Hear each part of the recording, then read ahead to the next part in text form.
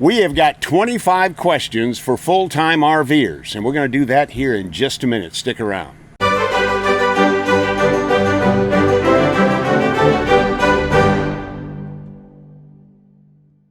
Hi, I'm Ricky. I'm Barbara. Together we're RV Underway. If you enjoy the RV lifestyle and love learning more about it, we encourage you to subscribe to our channel.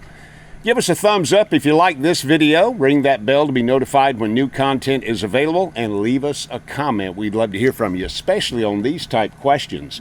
Now, to help out new full-time RVers, or if you're considering going full-time, we've got some questions here, and we're going to be putting those to full-time RVers, our epic RV adventure. This is Michael, Shelly, and Talon. We'll go ahead and insert a picture of Talon right here. So we've got 25 questions. We tried to get outside the norm and get some questions that really get down to the root of full-time RV living. So we're just going to put it to them. We got 25 questions for full-time RVers.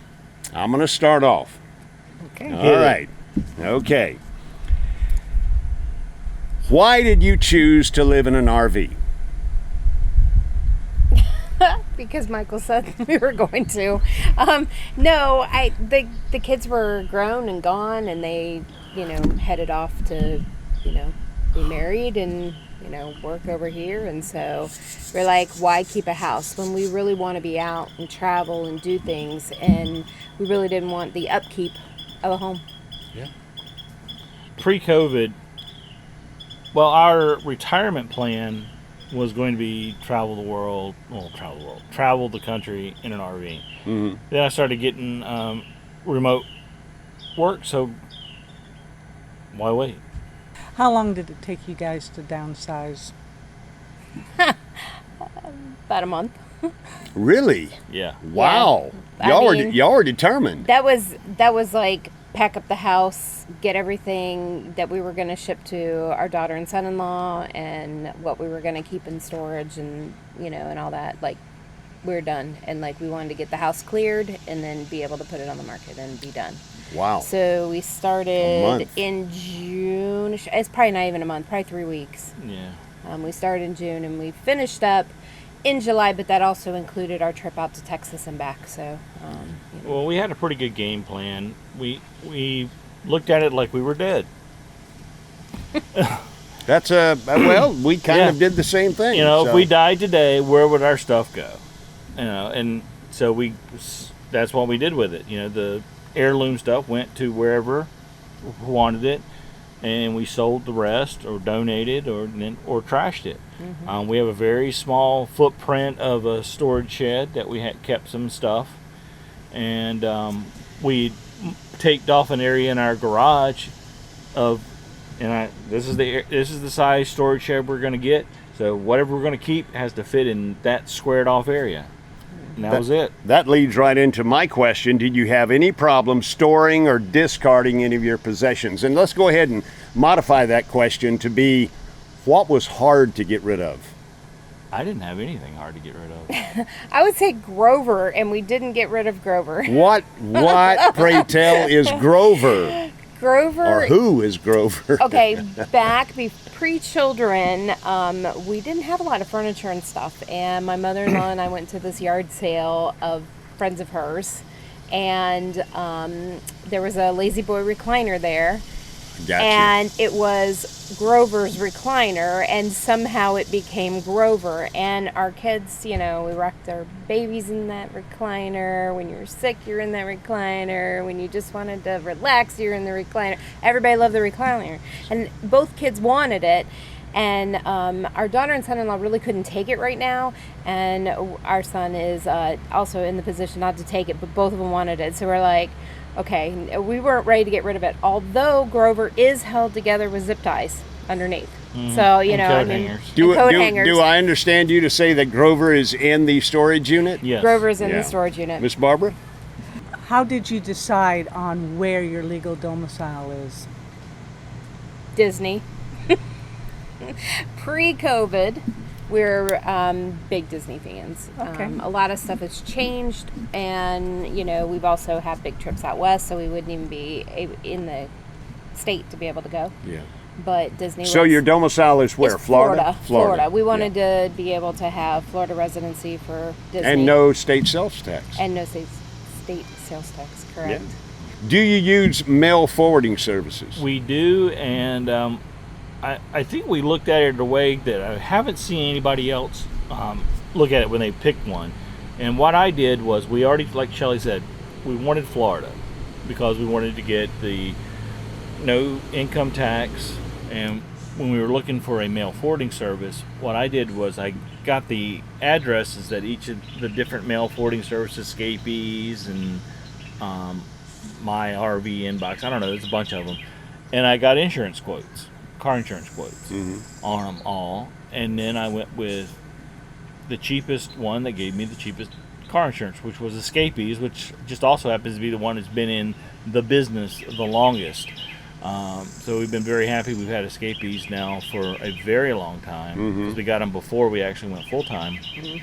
And it saves us money. I think that's a key thing that people don't really think about is, well, how much insurance costs, especially if you're becoming a Florida resident, because we saw, from an annual basis, I think it was like a $300 or $400 difference between some of those addresses and the address that Escapees gave.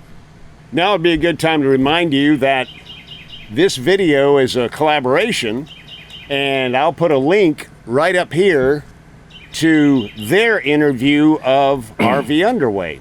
So they'll be asking us these same questions in their video. So there's your link right there, okay? Miss Barbara? How did you know what type of RV to choose? Michael.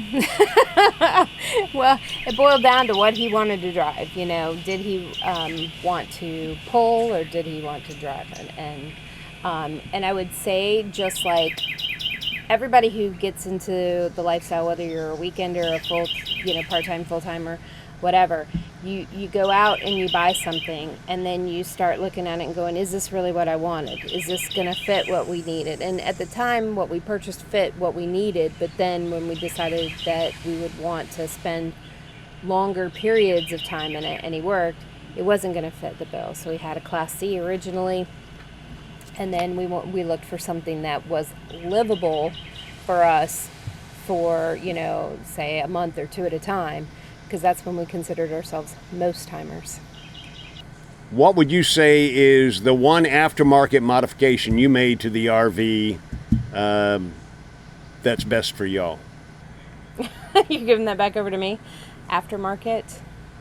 Did you change the bed? Did you change the couch? Did you I would probably say the couch, yeah. I would say, and that was recent. We got rid of the couch, and we put in the recliners. So we have theater seating in there now, which gave us room. We put it off to the side, which is a little un-feng shui, but for us it works. And we moved it over to the side, and then we have space on the one side, and then Excellent. It's nice to be able to kick back.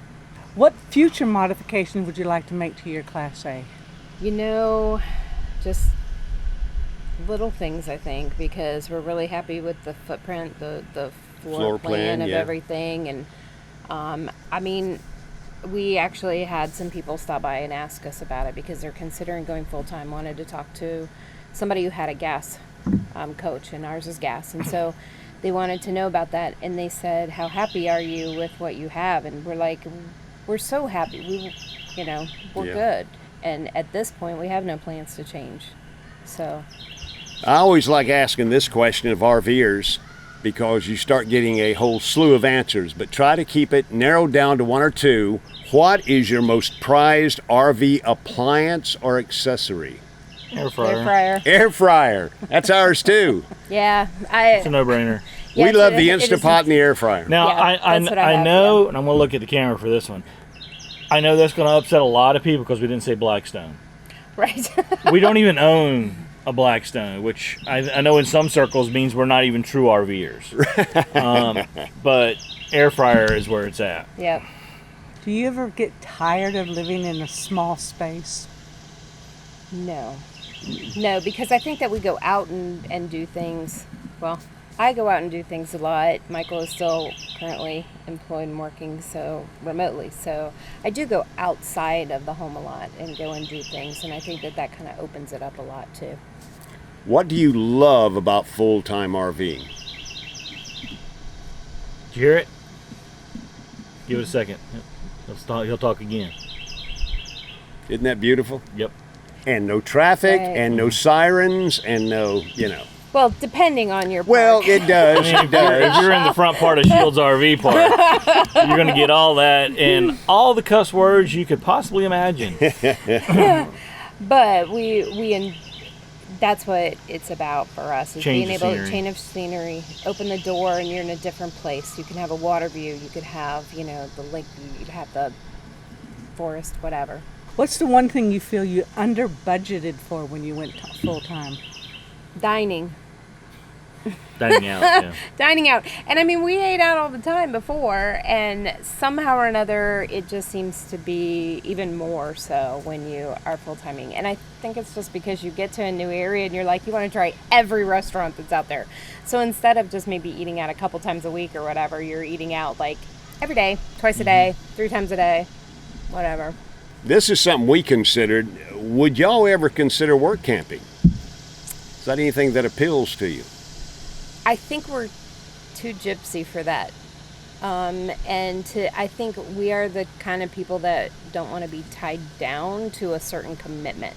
If it was a commitment for a short period, maybe a month or something like that, there would be potential in that. But I think if it was like a whole season, at this point where we're at, we want to be moving, and we're already somewhat getting the shakes because we have to stay a little bit more confined with medical appointments and stuff, finishing out his military career. Mm-hmm. So I would say no.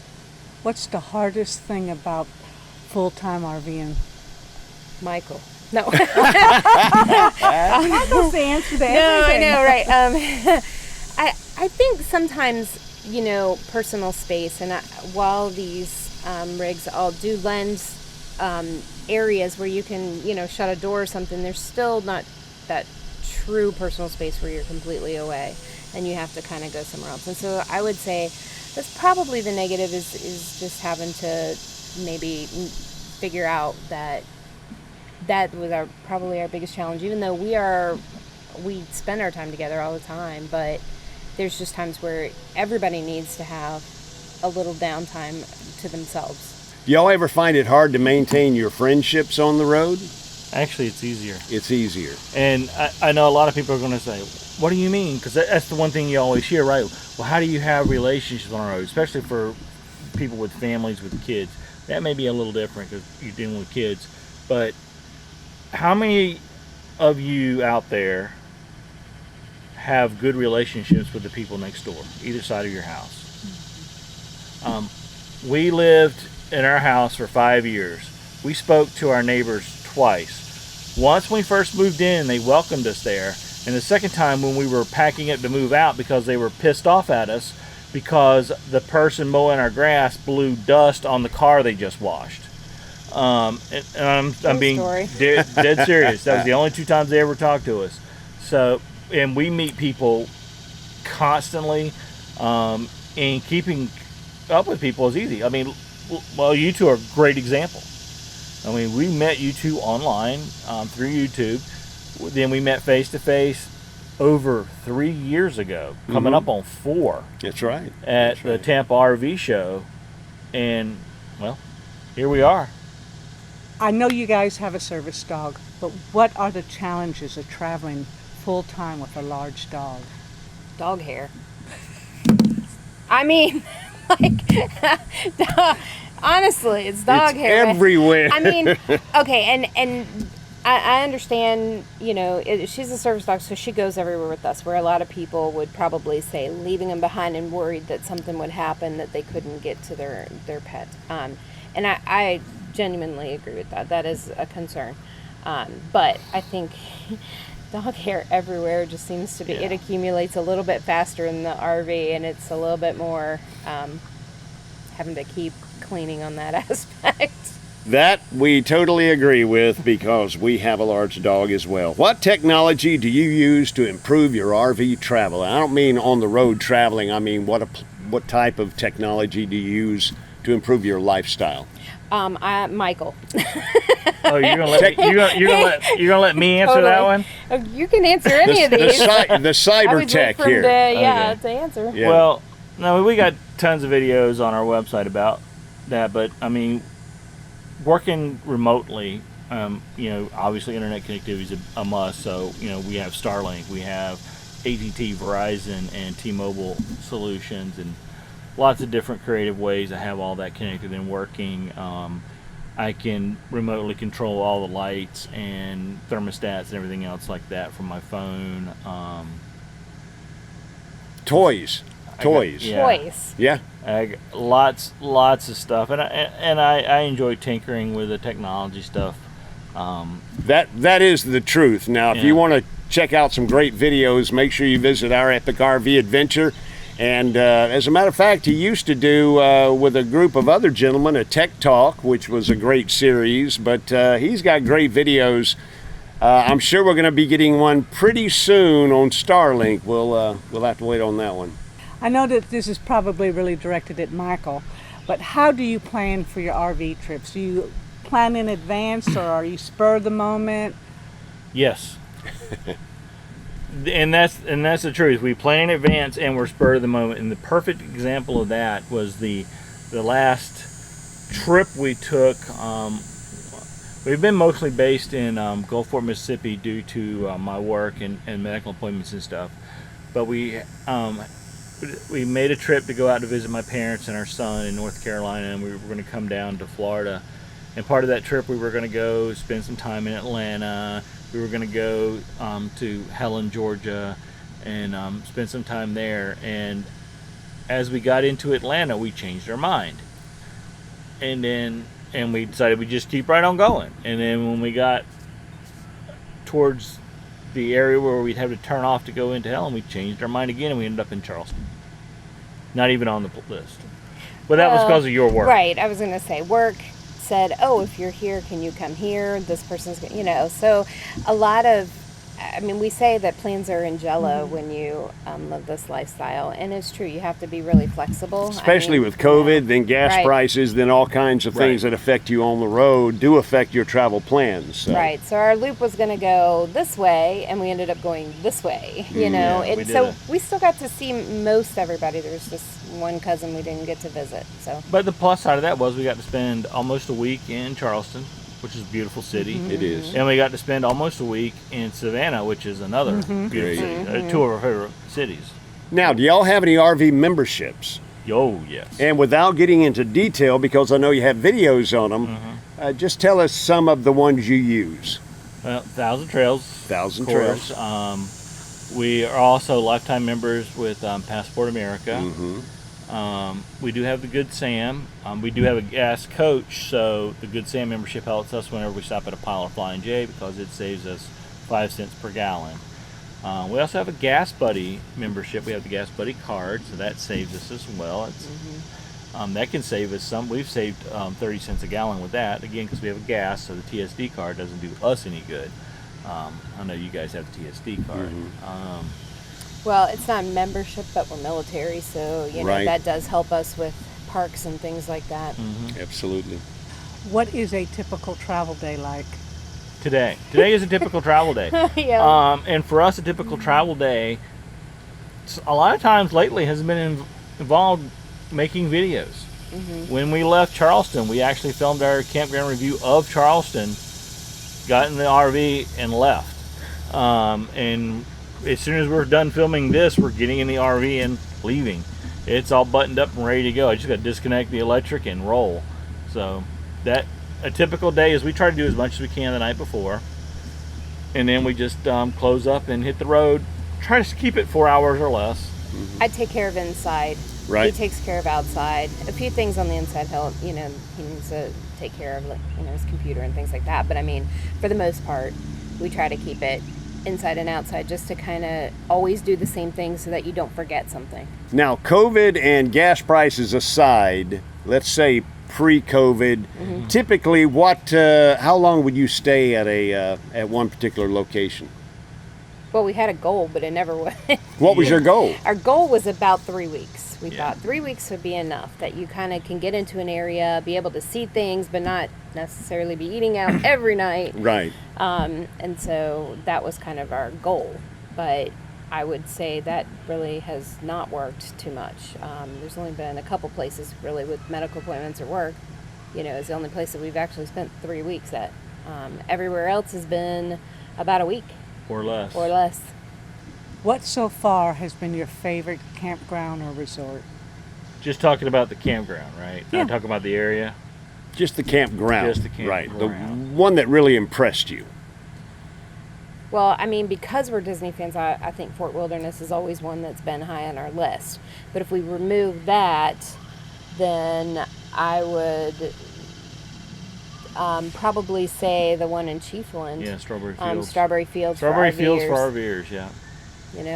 It's so both are Florida ones, and Chiefland was a great place to just kind of be there, but it was a nice newish park, and they had a lot of activities and stuff in the winter. So Now, we already answered this one, but I'll ask it anyway, otherwise it wouldn't be 25 questions. Has the recent gas and diesel prices caused you to alter your RV travel plans? Greatly.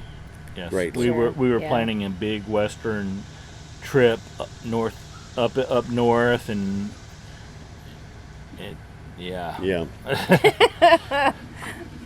but I would still say that we're not going out and doing. We're not, hunkered down and not moving anywhere or anything like that. We're still, going out. Our trip, we're getting ready to do a trip up into Ohio and Michigan and then we'll come back down. So our summer is still, moving. Yeah. What type of RV blogs or YouTube channels do you tend to follow? Now, you don't have to mention the name, just what type. Do you like the technology more? Do you like the campground reviews more? Do you like the lifestyle more? Or just the out and about sightseeing type videos? Or maybe all of the above? I think when we were first getting into this, we watched a lot of YouTube. And then as we're in this lifestyle, we just don't have time to watch YouTube. Yeah, we have friends that have YouTube channels. You may know some. I don't know any.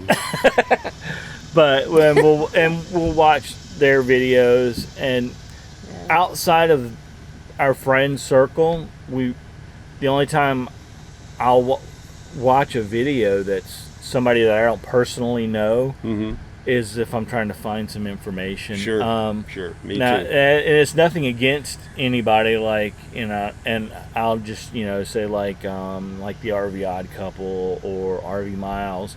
I mean, they're good channels and all that, but I just don't have the time with the friends we've made that also have YouTube channels, plus all the stuff we're trying to do as well. I just don't have the time to sit in front of the screen and watch YouTube videos for 4 or 5 hours a day to keep up with everybody. And finally, question number 25. When are you going to return to the real world? Well, I hate to tell you this, but this is the real world. I mean, Good answer. A lot of people say a couple of things that when you tell them you live in an RV, they look at you like you're homeless, Yeah. or they look at you very enviously, like, wow, I wish I could do that. Well, if you own a home, you could sell your house and buy an RV, because that's what we did, and that's what a lot of people do. It's all about choices in life. We chose to have a house that has wheels that we can move, and as long as we are physically able and having fun doing it, we're going to continue to do it. So And I would say they don't have to own a house to Right. buy an RV. Right. That's right. But if they own one and they want to go full time, it certainly makes it easier to just buy the RV, move your stuff, and then be able to head out. Well, Talon, Shelly, Michael, our epic RV adventure, we thank you for answering these 25 questions, and hopefully it'll help somebody out there trying to make a decision as to whether they're going to go full-time with their RV lifestyle. And we would like to remind you that this is a collaboration video, and there'll be a link right up here to our epic RV adventure. and their interview of RV Underway. So if you like this video, make sure you give us a thumbs up. Make sure you visit our epic RV adventure, and if you're not a subscriber to either of our channels, consider it. Watch some videos and decide that perhaps we offer something that you'd like to continue watching. Also, ring that bell to be notified when new content is available, and leave us a comment.